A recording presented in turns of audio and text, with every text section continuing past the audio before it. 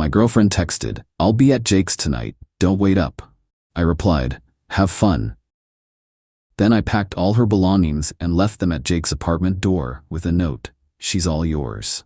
When she called at midnight from his building's lobby, original post I. 32 male. Still can't wrap my head around the level of disrespect some people are capable of. Been with my girlfriend, 29, for 2 years. She moved into my apartment about 8 months ago. Important detail that becomes relevant later. I'd been renting this place for 4 years before she showed up. The lease? Just my name.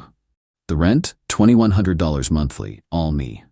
She kicked in $400 for groceries and utilities, claimed she was saving for her business. Spoiler, there was no business. Things got weird about 6 weeks back. She was glued to her phone, going out more with work friends, being distant. I'm not the jealous type, so I figured everyone needs their space sometimes. Thursday evening, I'm making dinner when my phone buzzes. Her, "Hey, staying at a friend's place tonight, don't wait up." Normal enough. I asked which friend, she said a coworker, they were working on a project. Cool. Saved her some leftovers, went to bed alone. Friday morning, she still wasn't home. Texted her, she read it but took hours to respond. Said the project was intense, she'd probably stay another night. Okay, weird, but whatever. Friday evening, I get this text. Her, "I'll be at his place tonight, don't wait up." Not my friend's place, not my coworker's place. She literally named some dude, told me, her boyfriend, not to wait up while she spent the night at another man's apartment. I stared at that message. The audacity was just breathtaking. Typed back, "Have fun." Then I got to work. See, my girlfriend treated my apartment like her personal storage facility. Her clothes monopolized 75% of the closet. Her shoes everywhere. Bathroom counter buried under makeup and hair products. Yoga mat in the living room, her books on my shelves, these decorative pillows on my couch that I hated but tolerated because relationship compromise or whatever. Time to return all that compromise. Hit up the dollar store for trash bags. Spent the next few hours packing every single thing that belonged to her. Methodical. Thorough. If it was hers, it went in a bag. Clothes, toiletries, that juicer she used exactly once, laptop charger, hair straightener, everything. Found dude's address on her iPad that she left on the coffee table. Looked him up on social media. Typical gym bro posting shirtless pics constantly. Yeah, she definitely had a type. Made 3 trips to his apartment building. Stacked everything neatly outside his door. Wrote on the back of a receipt, "She's all yours. Enjoy the hair products." Her ex. Snapped a photo for my records. Drove home feeling surprisingly light. Called a 24-hour locksmith. Had my locks changed by midnight. Cost $180. Worth every penny. Phone started ringing around 1 in the morning. Her. Sent it to voicemail. She called 12 more times before I turned on Do Not Disturb and went to sleep. Woke up Saturday to 23 missed calls and texts. "WTF did you do? Why is my stuff at his apartment? This isn't funny. Let me in now. You can't just kick me out. We need to talk like adults." I replied once. "You said you were staying at his place. I helped you move in. You're welcome." Update 1. The last few days have been absolutely wild. Saturday afternoon, she showed up at my door. Watched her on the doorbell camera trying her key, realizing it didn't work, then pounding on the door. "Open this door right now. I know you're in there." Spoke through the camera. "You said you were staying at his place, so stay there." "That's not what I meant. You know that. Your exact words were, 'I'll be at his place tonight, don't wait up.' Pretty clear to me.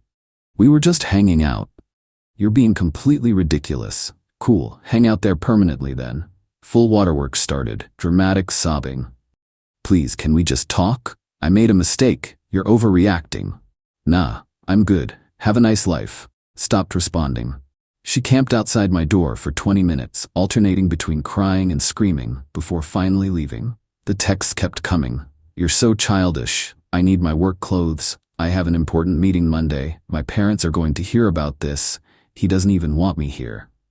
That last one was interesting. Didn't respond to any of them. Sunday morning, her mother called. "Oh, this was gonna be good." "Hello? What the hell do you think you're doing?" Super aggressive right out the gate. "Sorry, who is this?" "You know who this is? You threw my daughter out on the street." "I didn't throw anyone anywhere. She chose to stay at another man's apartment. I relocated her belongings to where she wanted to be." She made a mistake. Young people make mistakes. You don't abandon someone you love over a mistake. She told her boyfriend she was spending the night at another dude's place. Twice. That's not a mistake, that's a choice. She was going through something. She needed space to figure things out. Great. She's got all the space she needs now, anywhere that isn't here. That's your apartment. You can't just lock her out. That's illegal. Actually, I can. She's not on the lease. Never was. She was a guest who overstayed her welcome. Her mom went off. How cruel I was. How her daughter gave me 2 years of her life. How I owed her basic human decency. Let her rant for a few minutes. Did she mention why her stuff is at this guy's place? Silence. Because she told me she was spending the night there at another man's apartment while in a relationship with me. So if we're talking about basic human decency, maybe start with your daughter. Click. She hung up. Monday afternoon, got a call from my apartment complex office. Apparently, my ex and her mother showed up claiming a domestic situation and demanding to be let into her apartment. The property manager asked for a lease with her name. They couldn't produce one because she was never on it. Manager called to confirm she wasn't authorized. I confirmed. They got escorted out. Got a text, "I can't believe you're doing this, after everything." Finally replied, "You stayed at another man's place twice and told me about it. What did you think would happen?" It wasn't like that. Then what was it like? No response.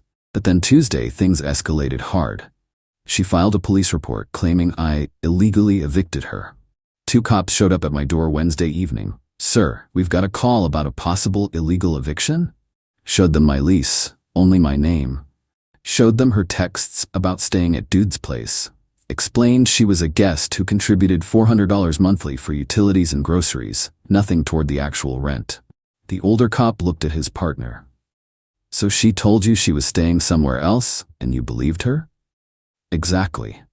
The younger one was fighting a grin. "And you delivered her stuff there?"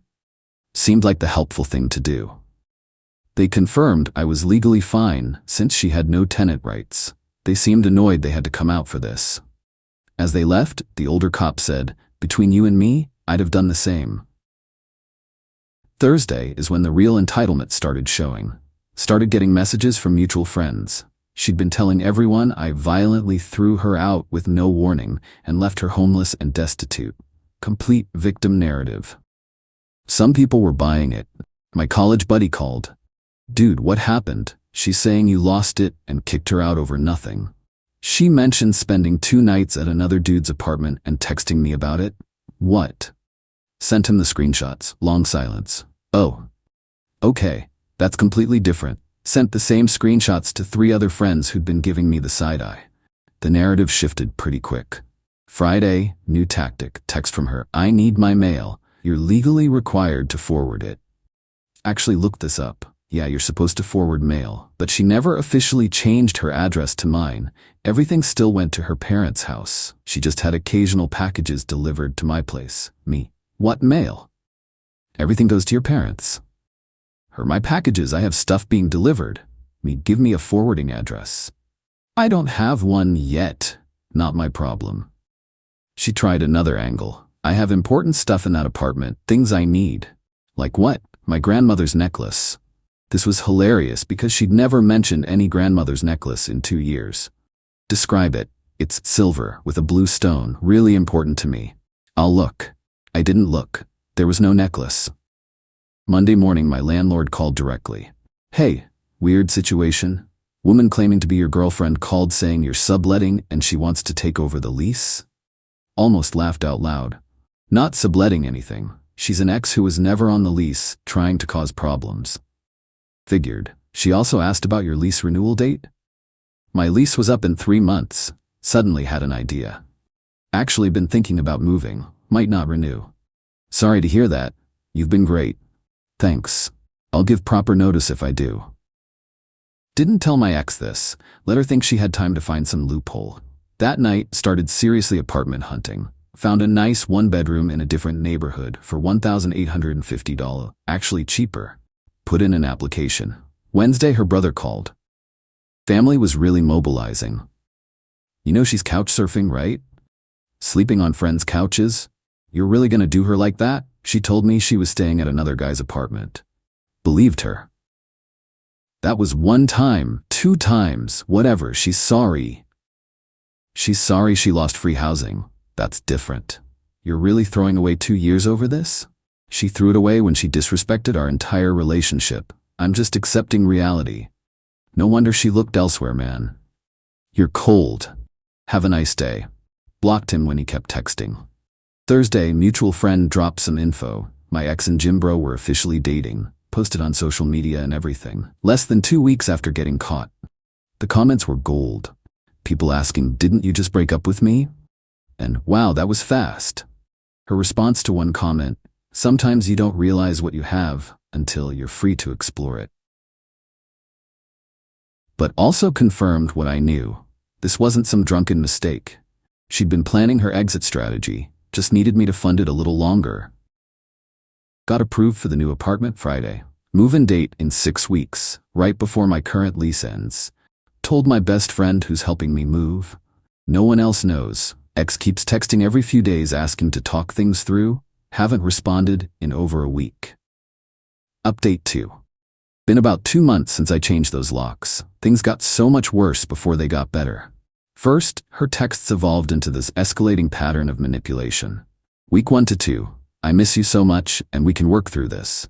And please just talk to me. Week 3 to 4. You're being immature, and real men communicate, and this silent treatment is emotional abuse. Week 5 to 6. I deserve closure, and you owe me a conversation, and I'm not going away. Week 7 to 8. I know you're still at the apartment I've driven by. That last one was genuinely creepy. She was stalking my building, but she had no clue I was quietly moving out. Been taking stuff to the new place in small loads over several weeks. Clothes, books, kitchen stuff. Nothing obvious missing if someone glanced through the windows. My lease was ending in 2 weeks, and she had zero idea. But remember how I said things got worse? Buckle up. Week 6 brought a new level of crazy. She somehow got my boss's email and sent him a message about my erratic behavior and mental health crisis. Said I'd suddenly become violent and unstable, and she was concerned for my coworkers' safety. My boss called me into his office. I'd been at this company for 6 years, never had a single issue. He looked uncomfortable. Got a weird email? Want to explain? Told him the whole story. Showed him the texts about her staying at another guy's place. Explained the legal eviction thing, the cops confirming it was fine, all of it. He sighed. Figured it was something like that. She painted quite the picture, though. Said you were spiraling and making threats.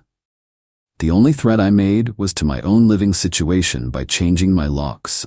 Just document everything, okay? Cover yourself. People get vindictive during breakups. No kidding. Week 7, her mom showed up at my apartment again. Different tactic this time. Brought tears instead of anger. Watched her through the doorbell camera. Didn't open the door. Please, she said to the camera. My daughter is struggling. She's depressed. She's not eating. You were together 2 years. Don't you care about her at all? Spoke through the speaker. She made her choices. I made mine. She made a mistake. One mistake. You're really gonna punish her forever? It wasn't one mistake. It was a series of choices showing complete disrespect. She can deal with the consequences. What if she does something drastic? What if she hurts herself? That'll be on your conscience. And there it was. Emotional blackmail. If you're genuinely concerned about her mental health, get her professional help. Not my responsibility anymore. Her mom started screaming. Called me every name in the book. Neighbors came out to see what was happening. Had to call the cops myself to get her removed from the property. The cops recognized my address from the previous call. Same older cop showed up. Sir, we've been here before about your ex-girlfriend, right? Yep. Now it's her mother refusing to leave. He went outside, talked to her mom. Came back shaking his head. She's leaving, but she's threatening to sue you for emotional damages to her daughter, just so you know. Let her try. I've got everything documented. Week 8 was when Jim Bro entered the drama personally. Got a DM from him on social media. Yo man, you need to back off. Stop ignoring her messages. She's going through a lot because of you. Be a man and give her closure at least. This is getting ridiculous. The dude who was sleeping with my girlfriend was lecturing me about being a man. The irony was unreal. I replied, you wanted her. You got her. Now you deal with her. She's your problem now. Good luck. His response, why you gotta be like that? She cares about you, bro. Just give her some money to get on her feet. It's the right thing to do. Wait, money? Let me get this straight. You're dating her now, but you want me to give her money? Just to help her transition, man. She's struggling. Struggling because she lost free housing after cheating? Yeah, that's called consequences. Ask her about those. You're really gonna be that petty? Over what, like $2,000? $2,500. He literally put a price tag on it. Not happening. Lose my number. Blocked him immediately. But this is where it gets absolutely wild. Week 9. I did my final walkthrough of my old apartment with the property manager. Place was immaculate. Got my full security deposit back, $2,500. All my stuff was already at the new place. Old apartment was empty. Lease officially ended in 3 days. That same day I get a text from my ex. We need to meet. Face to face. I'm not asking anymore. Tomorrow, coffee shop on Main Street, 2 p.m. Be there.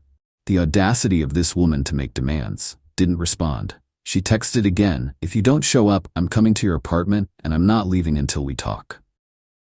Oh, this was perfect. I replied, fine, tomorrow at 2. Didn't show up, obviously, but I did drive by the coffee shop around 2:15. Saw her sitting there, all dressed up, checking her phone constantly. Drove past and went to my new place. She texted, where are you? Changed my mind. Not interested in meeting. I've been waiting here for 30 minutes. Okay. You're such a jerk. Cool. She tried calling. Didn't answer. She called 6 more times. Sent to voicemail. Then came the text that made me actually laugh out loud. Fine, I'm coming to the apartment. We're settling this today. Go ahead. 20 minutes later. Why is there furniture in the window? Did you redecorate? Oh. The new tenant had already moved in early since I'd left early. Nope. Whose stuff is this? New tenants probably. What? Moved out. Lease ended. Didn't I mention that? The phone started ringing immediately. Declined. Rang again. Declined. Then the texts came rapid fire. You moved? Where? When were you going to tell me? I had stuff there. Where's my stuff? You can't just leave without telling me. Replied to just one. Your stuff left with you the first night you told me you were staying at his place, and I don't owe you my forwarding address. Enjoy your life. Blocked her number. Blocked her mom. Blocked her brother. Blocked Jim Bro. Blocked anyone who might relay information. Final update, 4 months since changing those locks. Time for the final update, because this story just keeps giving. So after I moved and blocked everyone, things went quiet for maybe a week. Figured it was over. Week 2 after the move, got a letter delivered to my new apartment. She somehow found my address. Not hard, I guess. Probably hired one of those address lookup services. The letter was 6 pages. 6 pages. Handwritten. Absolute manifesto. Highlights included how our love was meant to be and I was throwing it away out of pride. A detailed list of everything she'd sacrificed for our relationship, mostly things I'd never asked her to do. Accusations that I was controlling and manipulative for. Changing my locks after she cheated. A demand for $3,000 to help her get back on her feet since I'd ruined her life. Threats to tell everyone the truth about who you really are. Ended with, I'll always love you even though you've broken my heart. The cognitive dissonance was absolutely stunning. Took photos of every page for documentation and tossed it. Week 3, the tell everyone the truth threat became reality. She posted this long social media rant about financial abuse and being trapped in a controlling relationship and how I kicked her out with nothing.